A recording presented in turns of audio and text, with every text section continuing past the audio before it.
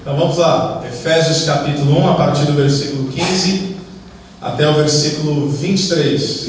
Efésios 1, a partir do versículo 15, se você puder acompanhar comigo até o versículo 23, a palavra de Deus diz assim: Por essa razão, desde que ouvi falar da fé que vocês têm no Senhor Jesus e do amor que demonstram para com todos os santos, não deixe de dar graças por vocês, mencionando-os em minhas orações. Peço que o Deus de nosso Senhor Jesus Cristo, o glorioso Pai, lhes dê espírito de sabedoria e de revelação no pleno conhecimento dele. Oro também para que os olhos do coração de vocês sejam iluminados, a fim de que vocês conheçam a esperança para a qual ele os chamou, as riquezas da gloriosa herança dele nos santos, e a incomparável grandeza do seu poder para conosco, os que cremos, conforme a atuação da sua poderosa força. Esse poder ele exerceu em Cristo, ressuscitando-o dos mortos e fazendo-o assentar-se à sua direita nas regiões celestiais, muito acima de todo governo e autoridade, poder e domínio, e de todo nome que se possa mencionar, não apenas nesta era, mas também na que há de vir. Deus colocou todas as coisas debaixo de seus pés, e o designou como cabeça de todas as coisas para a igreja, que é o seu corpo, a plenitude daquele que enche todas as coisas, em toda e qualquer circunstância. Vamos orar uma vez mais? Senhor, nós queremos submeter a totalidade da nossa vida, a integralidade da nossa existência a quem o Senhor é. Essa passagem diz que Jesus Cristo é Senhor. Isso significa que não há esfera, não há parte, não há ambiente da nossa existência que não deva submeter-se completamente ao seu senhorio. E que nessa noite, Senhor, mais do que compreendermos aquilo que o texto quer dizer, que nós possamos nos submeter ao que o Senhor, através do texto, quer fazer em nós. Que não seja jamais um encontro com a Tua Palavra, como um encontro que pressupõe meramente a aquisição de conhecimento, conceitos abstratos, mas que cada encontro com a Tua Palavra seja um encontro com o próprio Deus vivo e verdadeiro, que nos transforma segundo a Sua vontade. Assim nós oramos no nome de Jesus. Amém. Amém. Bom, então hoje, finalmente a gente chega ao encerramento desse primeiro capítulo da Carta aos Efésios. Eu estou confuso agora, eu fiz as contas em casa, não sei se esse é o 6º ou o 7º sermão no capítulo 1.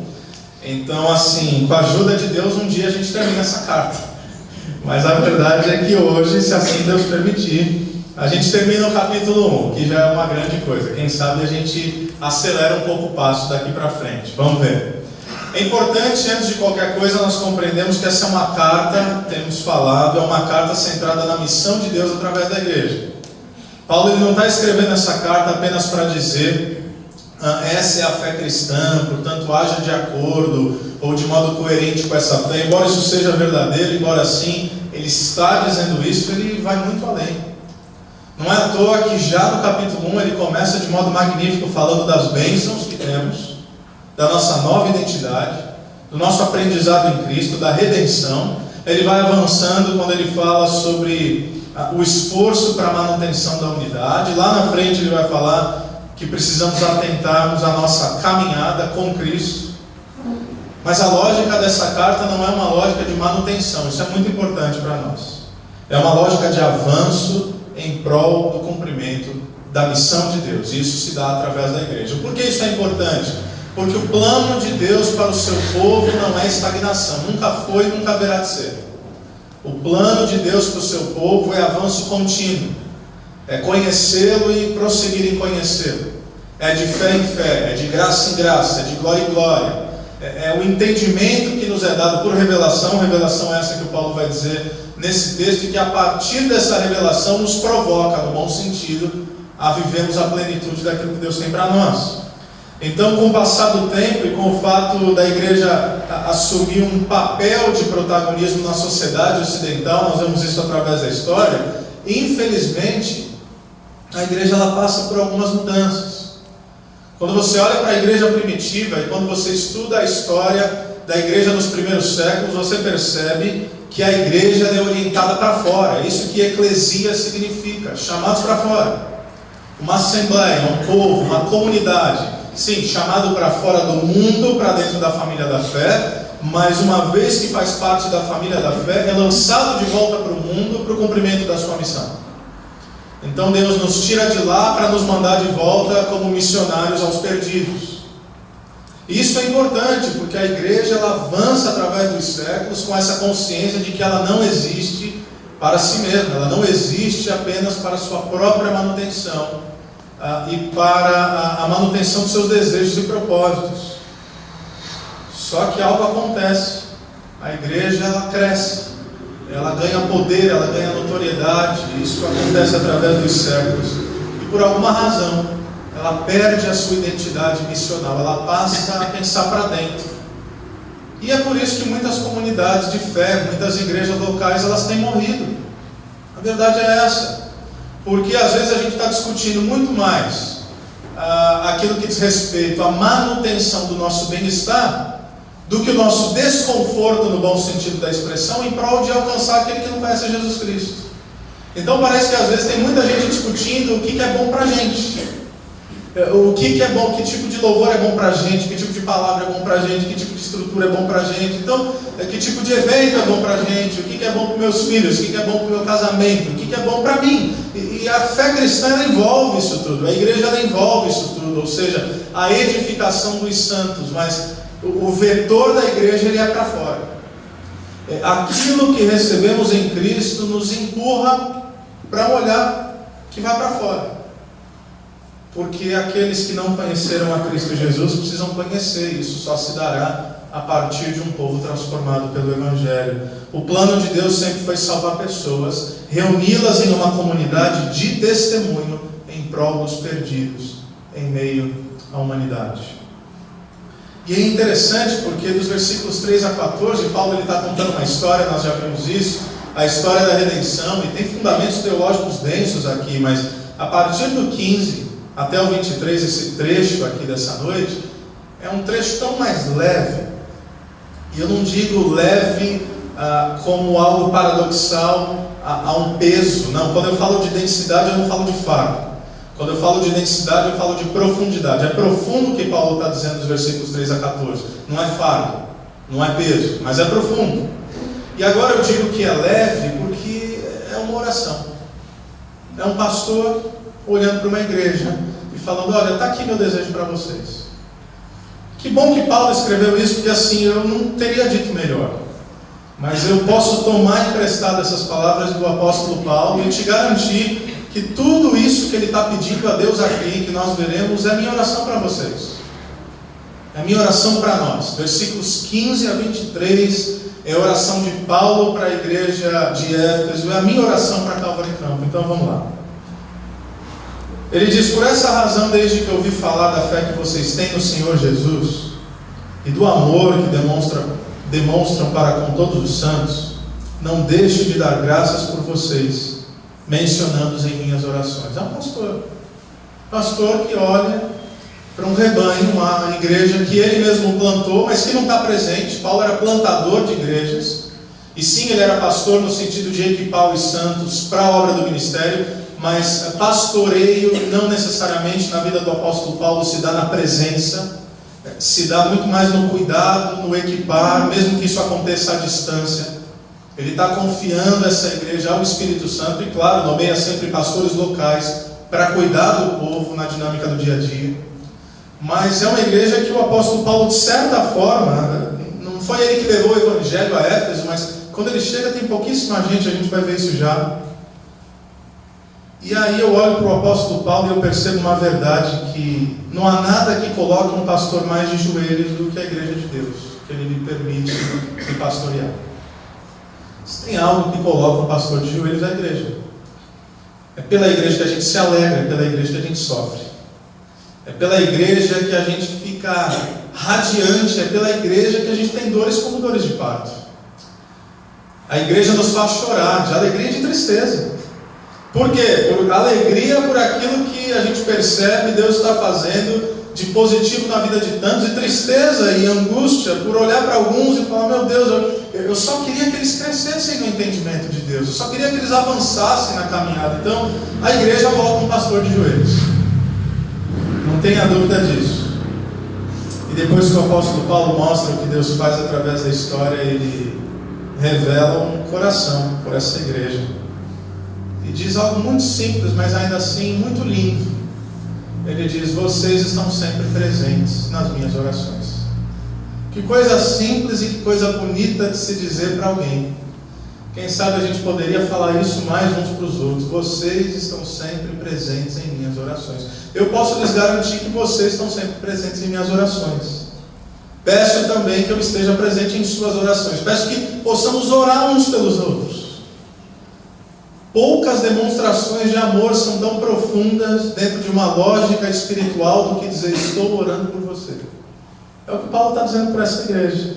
Uma oração que sustenta, uma oração que encoraja, uma oração que está falando: Deus, que a tua vontade seja feita na vida desses irmãos. E ele agradece a Deus por essa igreja, uma igreja que causa, sobretudo, alegria ao apóstolo Paulo. Por quê? Porque ele diz aqui que eles possuem uma fé em Jesus que se traduz no amor para com todos os santos. Eu me alegro porque a fé de vocês é prática. A fé de vocês tem se traduzido no amor, é o que o texto está propondo. E é exatamente isso que Jesus disse que a igreja deveria ser. Jesus disse que o mundo saberia que somos seus discípulos pelo amor que temos uns pelos outros. É uma fé não fingida. É uma consciência de fé que se traduz na prática. Ou seja, Paulo é grato a Deus por essa igreja, mas gratidão, e esse é um bom ponto para nós pensarmos, gratidão não necessariamente significa satisfação. O que eu quero dizer com isso? Paulo é grato por tudo que Deus está fazendo aqui, e é por isso que ele pede que Deus faça mais. Quando eu olho para o que Deus tem feito em nossa comunidade, nas vidas de vocês, as coisas positivas que têm acontecido, meu coração se enche de gratidão, mas jamais de satisfação. São duas coisas diferentes. Uma coisa é a gente ser ingrato. Ser ingrato é achar que nada está bom.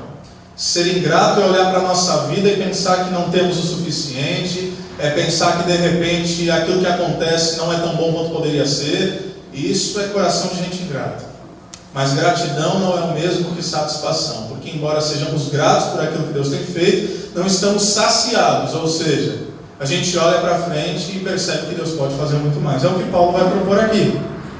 Ele diz nos versículos 17 a 19: peço que o Deus de nosso Senhor Jesus Cristo, o glorioso Pai, lhes dê espírito de sabedoria e revelação no pleno conhecimento dele. Oro também para que os olhos do coração de vocês sejam iluminados, a fim de que vocês conheçam a esperança para a qual Ele os chamou, as riquezas da gloriosa herança dele nos santos, a incomparável grandeza do seu poder para conosco, os que cremos, conforme a atuação da sua poderosa força. Peço que o Deus de nosso Senhor Jesus Cristo. Paulo está mostrando aqui que a fé cristã é uma fé distinta. Isso é importantíssimo pensarmos nos dias de hoje, você vai entender por quê. Deus só pode ser chamado de Pai. É isso que ele está propondo aqui. Peço que o Deus de nosso Senhor Jesus Cristo, o glorioso Pai, Deus só pode ser percebido por nós como Pai quando Ele é percebido através de Jesus, o nosso Senhor. Deus não é Pai da humanidade. Não é. Deus é Criador da humanidade. Mas nem toda criatura foi feita filho. É fato que muitos filhos amados por Deus ainda não têm a consciência de serem filhos. É por isso que a gente vai e a gente prega o Evangelho e a gente diz: você sabia que você tem um pai? Ele não sabia. E agora ele passa a ser amado como filho, porque antes ele não sabia qual era a identidade dele. Mas a humanidade não é formada por filhos de Deus. Essa história de que todo mundo é filho de Deus é muito bonito, mas é balela. Só é filho de Deus aquele que é tornado filho pelo Espírito da adoção, através do sacrifício de Jesus Cristo nosso Senhor. Isso é muito importante, porque nós vivemos um tempo de relativizações. Nós vivemos em uma sociedade pós-moderna, pluralista, onde é politicamente correto dizer que todos os caminhos levam a Deus, e eu adoraria poder fazer essa afirmação, mas não levam. Ou quem sabe levam a Deus, mas como juiz. Como pai só tem um caminho, é Jesus Cristo. A não ser que nós chamemos Jesus Cristo de mentiroso, porque é Ele que afirma: eu sou o caminho, a verdade e a vida, ninguém vem ao Pai senão por mim. Então eu só posso chamar Deus de Pai, porque primeiro eu chamo Jesus de Senhor. E isso tem implicações profundas para nós, porque não há como nós nos relacionarmos com Deus em nossos próprios termos. Só me relaciono com Deus através de Jesus, porque chegar diante de Deus sem chegar nele através de Jesus é uma loucura, gente. É uma insanidade. Primeiro que ninguém pode achá-lo senão em Cristo. Não é verdade? É isso que Jesus Cristo está dizendo. Ninguém pode vir, não é ninguém pode ir, ninguém pode vir ao Pai a não ser por mim. Ninguém chega a Deus como Pai senão em Jesus Cristo. E se fosse possível chegar a Deus sem Jesus Cristo, eu chegaria apresentando aquilo que sou. E ao apresentar aquilo que sou, eu estaria perdido. Porque a régua de medir dada por Deus é o Cristo, Ele é o perfeito. Só é aceito na presença de Deus aquele que é perfeito como Cristo. Ninguém é perfeito. É por isso que Ele veio e morreu na cruz por nós, para que a sua santidade e justiça fosse colocado sobre nós. Há uma grande troca cósmica. Porque tudo que eu posso oferecer é pecado, mas tudo que Jesus podia oferecer era perdão. Então eu chego com o meu pecado, Jesus chega com o seu perdão. É por isso que eu me apresento diante de Deus e Ele me recebe como filho, não pelos meus próprios termos, mas por aquilo que o verdadeiro Filho, o seu primogênito, Cristo Jesus, Ele fez em nosso favor. Isso é importantíssimo, porque declarar que Jesus é Senhor não é apenas usar uma nomenclatura evangélica. Nosso Senhor Jesus. Não, é compreender que nós submetemos a Ele a totalidade das nossas vidas. E essa afirmação, ela torna a fé cristã uma fé exclusiva. A fé evangélica é uma fé inclusiva, no sentido em que o convite é a todos, mas ela é exclusiva, no sentido em que é apenas através de Jesus. Pode parecer conceitos teológicos, gente, isso é vida cristã prática.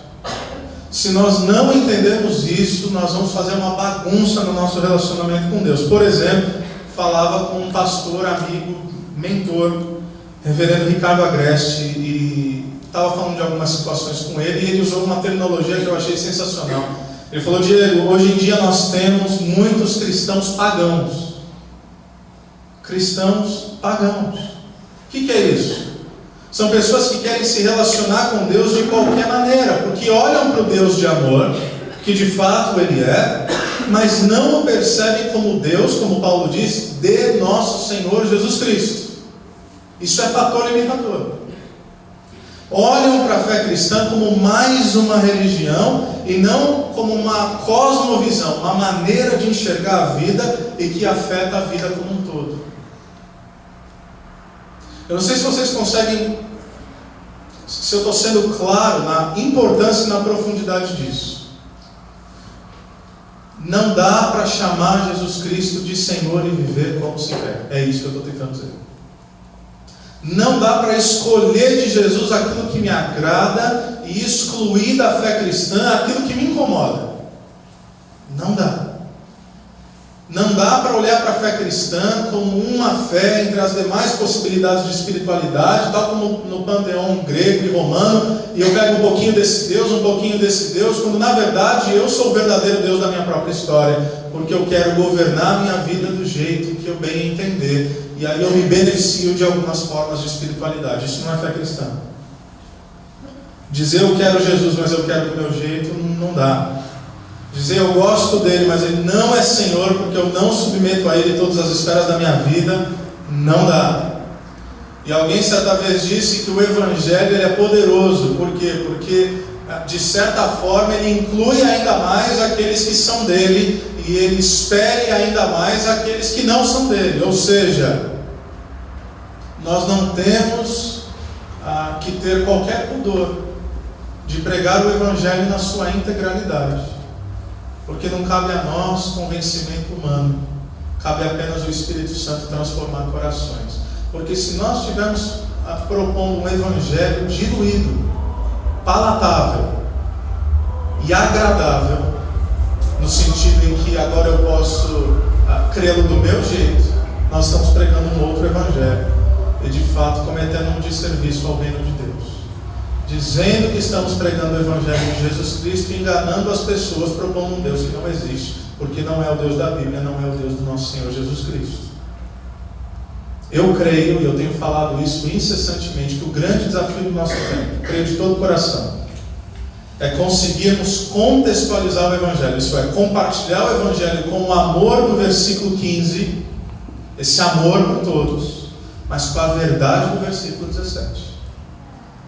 Não é apenas amor, é verdade. Não é apenas verdade, é amor. Se for amor sem verdade, é sentimentalismo barato. Se for verdade sem amor, é brutalidade insensível. É amor e verdade. É o que João diz sobre Jesus Cristo no capítulo 1, quando diz que ele veio cheio de graça e cheio de verdade.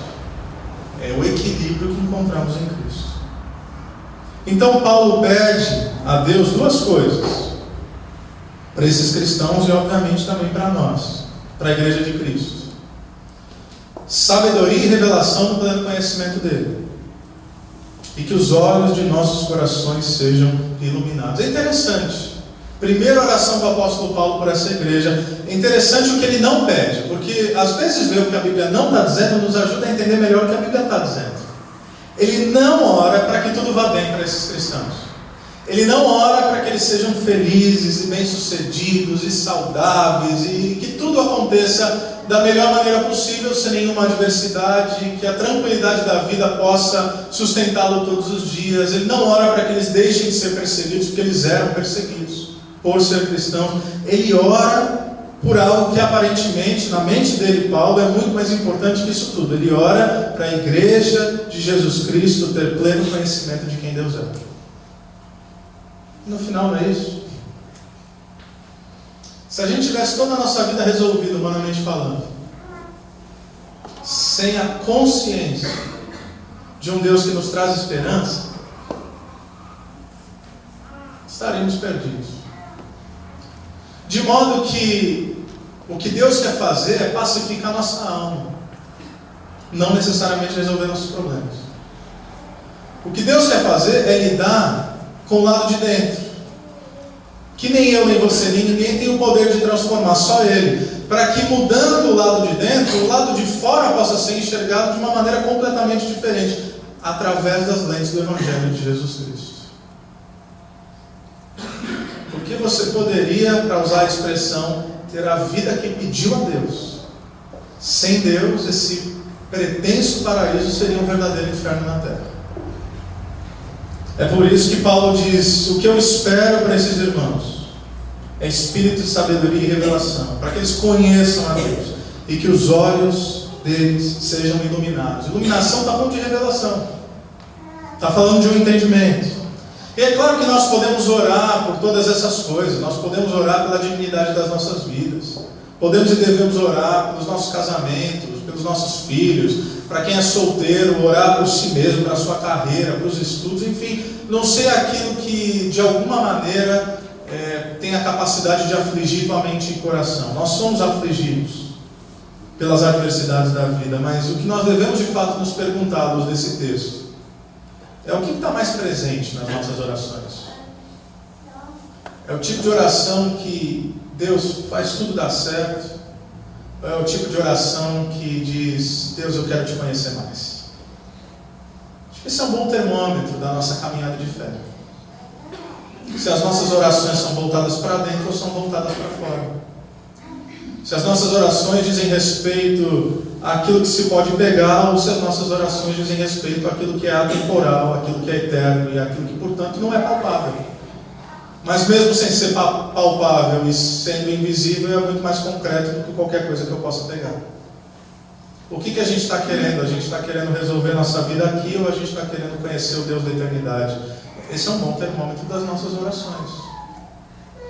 A expressão utilizada pelo apóstolo Paulo aqui é uma expressão de conhecimento experiencial, não é teórico. E isso só acontece pela obra do Espírito Santo em nós. O apóstolo Paulo já tinha dito no versículo 14 que fomos selados pelo Espírito, ou seja, nós somos dele. Falando sobre isso de modo lindo, o apóstolo Paulo propõe isso. Somos dele. Temos o selo, a marca. aquilo que propõe, sabe, tal como um anel que é colocado numa carta, ou um carimbo que é colocado numa caixa, que diz propriedade exclusiva.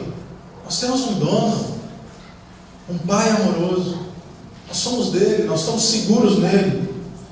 Mas a oração aqui não tem a ver, portanto, com conversão, uma vez que já fomos separados e selados, mas tem a ver, preste atenção, com amadurecimento.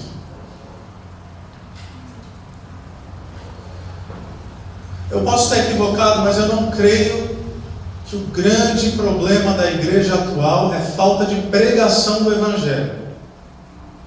Se você olhar para a dinâmica de crescimento dos cristãos evangélicos protestantes no Brasil nos últimos 15 anos, nós passamos, se eu não me engano, de 5% para 20% da população. Então, a proclamação vai muito bem, obrigado. O Evangelho está sendo pregado, e glória a Deus por isso. Mas o problema não me parece estar na conversão, na proclamação. O problema me parece estar no amadurecimento, porque agora nós temos uma explosão numérica de cristãos infantis.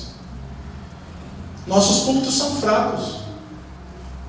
Irmãos, eu não falo isso com nenhum preciosismo, como quem diz, como quem faz uma separação entre nós e eles, não, aqui. Não, claro que nós trazemos seriedade à palavra, e eu agradeço a Deus pelas centenas, milhares de igrejas saudáveis no nosso país. Tenho o privilégio de caminhar com tanta gente boa, gente que eu aprendo com eles, gente que está pregando o Evangelho, gente que está sendo fiel. Mas via de regra, o que a gente tem é pregação humanista, o que a gente tem é autoajuda a partir dos nossos cultos, o que a gente tem é prosperidade, e o que isso está gerando é uma igreja infantilizada. Uma igreja que só sabe pensar em si, que se converteu, mas que não cresceu, que precisa de muleta, e que precisa de alguém para poder dar mais um passo, que não alcança jamais uma autonomia espiritual, que jamais pode olhar para Jesus e dizer, dependo de Jesus, não, porque está sempre dependendo de alguém. E eu não estou falando da caminhada na sua mutualidade, onde todos precisamos de todos, não é disso que eu estou falando. Eu estou falando por uma recusa em crescer e amadurecer. Meu filho Gael, mais novo, está com 1 ano e 4 meses, está andando que é um negócio. O pessoal viu semana passada, o Gael está andando, eu falei, rapaz, ele está correndo, ele está um jato. Mas é algo recente, ele começou a andar não tem tanto tempo. O que quer dizer que às vezes ele se empolga demais, o que acontece? Ele tropeça e cai. Normal para uma criança de 1 ano e 4 meses. Não é normal para um adulto de 30 anos. Estão entendendo o que eu estou falando? Tem coisas que são normais para quem acabou de nascer de novo. Cair, sabe? Jogar água no chão, fazer caca, comer o que não devia, quebrar as coisas. Isso daí a gente espera de novo convertido, está tudo certo. Está tudo certo. O que não dá é assim, uns cavalos de 10, 20, 30 anos de caminhada com Cristo, jogando água no chão, fazendo caca, quebrando coisa. Não dá. Eu estou fazendo uma analogia aqui, você entende o que eu estou querendo propor? Tem algumas coisas que são normais devido ao nosso tempo de caminhada, e tem outras coisas que não são. Não faz sentido eu andar com a mesma dificuldade, digamos assim, que o Gael anda. Alguma coisa estaria errada, e a gente teria que analisar o que está errado. Eu recebi um texto essa semana, um texto relativamente pesado, e eu não gosto de fazer citações longas, mas eu vou tomar a liberdade aqui de ler esse texto para vocês, intitulado Frustração Pastoral. Uma vez que o apóstolo Paulo está escrevendo à igreja de Éfeso, propondo seu coração como pastor, escrito pelo pastor Exaltino Gomes Coelho Filho, um pastor batista, me parece que já falecido. Recebi pelo WhatsApp essa semana. Ele diz o seguinte: num retiro de pastores, um colega me indagou qual a minha frustração pastoral após 4 décadas como pastor. Respondi que era ter que preparar mamadeiras para crianças que nunca cresceram espiritualmente. A maior parte do tempo e das emoções de um pastor e da igreja é gasta cuidado de gente que não amadurece. Um colega disse que em sua igreja ele precisa telefonar para todos os membros ou visitá-los durante a semana, senão eles não vão à igreja, porque não foram tratados como merecem. Em uma igreja, vai vendo, um crente se escondia atrás de uma coluna e no dia seguinte telefonava para saber se o pastor sentia a sua falta. Olha o nível de adoecimento psicológico. Não é só espiritual isso, é psicológico. Ele diz: igreja é hospital, recebe doentes, mas é lugar de cura. Há doentes que se recusam à cura, querem afagos. O Espírito Santo não produz doença, e sim saúde, mas as igrejas estão cheias de doentes emocionais. Um diácono, líder de visitação numa igreja, falou-me de um irmão que mudara de denominação, porque na nova tratavam-no como se fosse a primeira vez que ele havia chegado. Este não entendeu o Evangelho. Há igrejas que falam muito de cura. Nessa semana ouvi pela TV um pregador repreender câncer, reumatismo, tumor, tudo que é tipo de doença. E as doenças espirituais? Nunca vi ninguém repreender infantilidade, milindre, criancice emocional. Quando eu era criança, havia a figura do garoto que era o pereba, como a gente dizia, ruim de bola. Mas era o dono da bola, até pênalti ele batia e perdia. Se não, ele levava a bola para casa. Em criança até vai lá, em adulto isso pega mal. Parte do tempo para treinar pessoas para o serviço cristão se perde com bebês espirituais. Muito de nossas emoções se gasta afagando criancinhas em Cristo. Poderíamos investi-las na busca de pessoas para Cristo. O alvo de Deus para nós é chegarmos ao estado de homem feito, à medida da estatura da plenitude de Cristo, para que não sejamos mais inconstantes como crianças. Efésios 4, 13 e 14. Devemos ser crianças na malícia, mas adultos no entendimento. 1 Coríntios 14, 20. Crianças espirituais impedem a marcha da igreja de Jesus. São clientes e não soldados engajados na luta. Graças a Deus que a igreja não se compõe só de deficientes espirituais, adultos espirituais, confiáveis, abre aspas, pau para toda obra.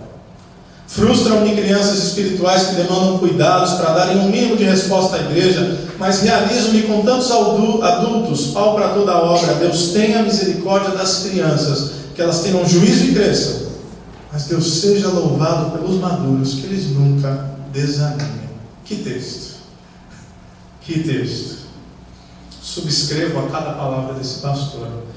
Não há nada que nos coloque de joelhos mais do que cristãos que sim foram alcançados pelo Evangelho, mas nas palavras de Paulo, não avançam no conhecimento pleno de quem Deus é e da sua vontade. Isso nos coloca de joelho com profunda angústia. Então Paulo vai pedir essas coisas a fim de que, número 1, conheçamos a esperança para a qual Ele nos chamou. Número 2, para que conheçamos as riquezas da gloriosa herança dele nos santos. E número 3, o texto diz, a incomparável grandeza do seu poder para conosco. Aqui, por falta de tempo, o que o Paulo está dizendo é, precisamos conhecer a esperança que temos, precisamos, vou usar uma expressão aqui que ela ficou deturpada, mas precisamos tomar posse das bênçãos celestiais, pensar no céu, pensar naquilo que Deus colocou diante de nós, pensar na herança que temos em Jesus Cristo, uma herança eterna, incorruptível, e saber do poder dele que atua em nós. E esse poder, o apóstolo Paulo vai dizer nos versículos 20 a 23, esse poder ele exerceu em Cristo, ressuscitando-o dos mortos e fazendo-o assentar-se à sua direita nas regiões celestiais, muito acima de todo governo e autoridade, poder e domínio, e de todo nome que se possa mencionar, não apenas nessa era, mas também na era que há de vir. Deus colocou todas as coisas debaixo de seus pés, e o designou como cabeça de todas as coisas, veja bem, para a igreja, que é o seu corpo, a plenitude daquele que enche todas as coisas, em toda e qualquer circunstância. Que poder é esse? O mesmo poder que ressuscitou Jesus Cristo dos mortos. Gente, era fundamental para esses cristãos em Éfeso entender que o poder da ressurreição estava também sobre eles. Por quê? Entender que Jesus está acima de todo governo, de toda autoridade, de todo poder, de todo domínio, de todo nome, porque eles viviam em Éfeso. E caso você não saiba, Éfeso era o centro mundial de adoração à deusa Ártemis, ou uma outra nomenclatura, numa outra cultura, a deusa Diana. Ártemis ou Diana dos Efésios. Eles viviam numa cidade extremamente pagã. Era o centro da adoração dessa deusa. O templo estava ali, era uma das maravilhas do mundo antigo, gigantesco, fascinante de se ver pela descrição que se propõe. Ali, esse templo estava localizado e essa deusa era adorada não apenas ali, mas em toda a região da Ásia Menor e em todo o mundo. E tudo naquela cidade, naquela região, girava em torno dessa divindade. A cultura, a economia, a forma de exercer espiritualidade. Era uma cidade ocultista. Era uma cidade dada à imoralidade sexual. Era uma cidade onde todo o sistema econômico baseava-se na venda de pequenas estátuas dessa divindade. Os artesãos viviam disso. Faziam estátuas da deusa Ártemis, vendiam, lucravam.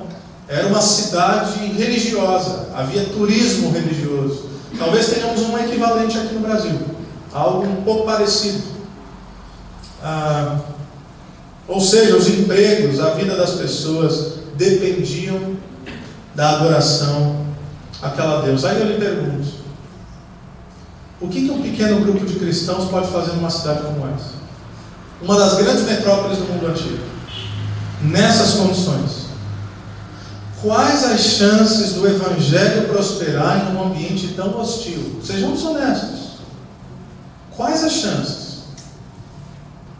Atos 19, versículo 1, diz que enquanto Apolo estava em Corinto, Paulo atravessou nas regiões altas, chegou a em Éfeso, e ali encontrou alguns discípulos. Atos 19, versículo 7, diz que eram ao todo 12. Então, eu vou reforçar a pergunta. O que 12 cristãos comuns? Me perdoem usar essa nomenclatura, mas cristãos comuns, gente como eu e como você, o que 12 homens e mulheres poderiam fazer para a transformação de uma cidade como essa? O que uma igreja assim, minúscula, poderia fazer diante dos obstáculos aparentemente impossíveis de serem superados? Se nós formos honestos, a gente vai dizer muito pouco ou nada, não é verdade? Ocultismo, magia, imoralidade, idolatria, toda uma cultura, toda uma política, todo um sistema econômico voltado para esse aspecto de uma falsa divindade. O que pode ser feito? Eu vou te dizer o que foi feito. Atos 19, 18 a 20. Muitos dos que creram vinham e confessavam e declaravam abertamente suas más obras. Grande número dos que tinham praticado o ocultismo reuniram seus livros e os queimaram publicamente. O povo foi para a praça. O povo se converteu, pegou seus livros ocultistas, levou para a praça. E aí o texto diz, calculado o valor total, esse chegou a 50 mil dracmas. Dessa maneira, a palavra do Senhor muito se difundia e se fortalecia. Uma dracma era o equivalente a um dia de trabalho braçal. 50 mil dracmas, 50 mil dias. Eu facilitei a conta para você, para te dizer que isso equivale a 136 anos do trabalho de uma pessoa. É muito dinheiro. Pensa o que você poderia ganhar por 136 anos. Essa foi a quantia de livros ocultistas queimados quando o Evangelho chega nessa cidade. Ou seja, salvação aconteceu ali. E o testemunho externo, em Atos 19, 24 a 27, diz que um ourives chamado Demétrio, que fazia miniaturas de prata do templo de Ártemis, alguém que vivia disso, e que dava muito lucro aos artífices, reuniu-os juntamente com os trabalhadores dessa profissão e disse: Senhores, vocês sabem que temos uma boa fonte de lucro nessa atividade, e estão vendo e ouvindo como esse indivíduo Paulo está convencendo e desviando grande número de pessoas aqui em Éfeso e em quase toda a província da Ásia. Diz ele que deuses feitos por mãos humanas não são deuses, e não são. Não somente há o perigo de nossa profissão perder sua reputação, ou seja, está afetando nosso bolso, mas também de o templo da grande deusa Ártemis cair em descrédito, e de a própria deusa, adorada em toda a província da Ásia e em todo o mundo, ser destituída de sua majestade divina. Agora eu pergunto a mesma coisa: o que pode um pequeno grupo de cristãos fazer diante de uma cidade como essa? Eu lhe digo, transformar a cidade pelo poder do Evangelho. Transformar a cidade pelo poder do Evangelho. Porque Paulo está dizendo aos Efésios: meus irmãos, o mesmo poder que ressuscitou Cristo dos mortos está sobre vocês. E as Escrituras estão nos dizendo: o mesmo poder que ressuscitou Cristo dos mortos está também sobre nós. O poder que ressuscitou Cristo nos deu nova vida. O poder que transformou Éfeso pode transformar a nossa cidade, desde que nossos olhos sejam abertos, como Paulo pediu, e que cresçamos no conhecimento de quem Ele é. Um conhecimento que não é conceitual, que não é abstrato, mas um conhecimento de vivência. É perceber o poder de Deus atuando em nós e através de nós. E é maravilhoso que Paulo está dizendo: olha, o nome de Jesus está sobre tudo e sobre todos, sobre todo poder, sobre toda autoridade. Então, meus irmãos, o que consegue se opor ao Cristo? Quais são os ídolos da nossa cultura? A gente tem falado muito sobre isso. Quais são como é que eu posso dizer isso? Quais são as características, quem sabe, da nossa cidade, que são dominantes e que, portanto, são contrárias ao Evangelho de Jesus Cristo? Há coisas que permeiam toda a sociedade ocidental hoje. Essa busca extrema por autonomia, a ganância e o dinheiro elevado a status de divindade, o individualismo, uma vez que ninguém mais pensa em ninguém, cada um só pensa em si. Quais são os ídolos? Quais são os fatores dominantes da nossa cultura que precisam ser identificados, confrontados e vencidos com o poder do Evangelho? Qual é esse espírito que permeia a cidade, quem sabe? Ou quais são os espíritos? E eu não estou falando uma lógica assim, sabe, apenas demoníaca e aquela coisa. Não, eu estou falando o que a cidade respira e que é contrária à lógica do Evangelho, e que, se não tomarmos cuidado, pode ser absorvido como elemento cultural para dentro da igreja. O mesmo poder que ressuscitou Jesus dos mortos está sobre nós. É por isso que é importante entendermos essa oração. Essa oração que dá o tom para tudo que a gente vai ver no resto de Efésios. Uma teologia da missão. Uma oração que propõe que a missão da igreja é cumprir o plano de Deus. Como um teólogo chamado Weber disse: a missão da igreja é mostrar ao mundo o que acontece quando uma comunidade de pessoas vive sob o reino de Deus. Não é essa uma das maiores acusações da nossa sociedade, do nosso tempo? Olhar para a fé cristã, olhar para alguns cristãos e dizer: se isso é ser cristão eu não quero. Não é essa a acusação. Se formos honestos numa autocrítica, não é verdade que muitos que professam ser cristãos têm dado um testemunho incoerente com a lógica do nome de Cristo? Que nós possamos viver pelo poder da ressurreição e ser uma comunidade que mostra ao mundo o que significa ter um relacionamento vivo e verdadeiro com Deus. Um outro teólogo diria que a oração funcionava como importante ferramenta através da qual o plano divino da salvação se tornava conhecido. Essa carta é sobre a missão de Deus, sobre um povo formado para o cumprimento da missão. É isso que Paulo está dizendo. Está dizendo que Deus colocou todas as coisas debaixo dos pés de Jesus, que Ele é Senhor, repito, e que, portanto, o senhorio de Cristo demanda uma resposta da igreja em relação ao mundo. Eu amo uma citação de Van Renan que diz: a vibração, o propósito e direção do corpo de Cristo vem de sua missão. É enquanto o corpo de Cristo busca completar e cumprir sua missão que o corpo cresce à sua plenitude. O que nos motiva como povo é cumprir a missão que Deus nos deixou. Essa é a oração de Paulo. Essa é a nossa oração. Talvez, como ilustração, para nós concluirmos, é como musculatura. Quanto mais a gente estimula, quanto mais a gente exercita, mais se fortalece. Assim como o contrário também é verdadeiro, não é verdade? Falta de estímulo, sedentarismo é sinônimo de uma musculatura fraca. Eu assisti ao jogo do Brasil contra a Bélgica essa semana com alguns amigos. E aí eu brinquei, falei: rapaz, olha o Ronaldo comentando, imagina o que passa na mente dele.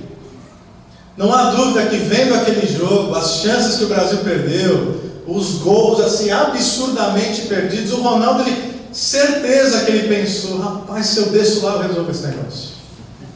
Não é verdade? ter pensado, no meu tempo, uma bola dessa caísse no meu pé, mas eu nunca perdi, o Brasil estava na semifinal. Por que o Ronaldo não desceu? Primeiro que seria contra as regras, tudo bem. Mas por que ele não desceu?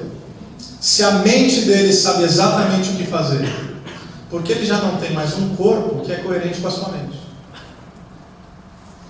Ele sabe o que fazer, mas se o corpo não responde, se o corpo está cheio de dores, se o corpo não está mais treinado para aquilo, não adianta saber o que fazer se o corpo não responde aos comandos. Meus irmãos, não adianta ter a mente, a cabeça mais brilhante do universo, se nós formos um corpo fraco. Cristo é o cabeça. Ele sabe o que precisa ser feito. Ele traz os mandamentos ao corpo, e nós, como corpo de Cristo, respondemos para a honra e para a glória do seu nome. A minha oração é que Cristo possa afetar todas as esferas da nossa existência, tal como dito aqui. Que possamos cumprir nosso propósito, que é cumprir a missão de Deus. Levar a boa notícia ao mundo, reconciliando com Ele todas as coisas. Que sejamos cristãos, não apenas aqui e agora, mas em tudo e diante de todos, para a glória do Pai, que é Deus de nosso Senhor Jesus. Amém?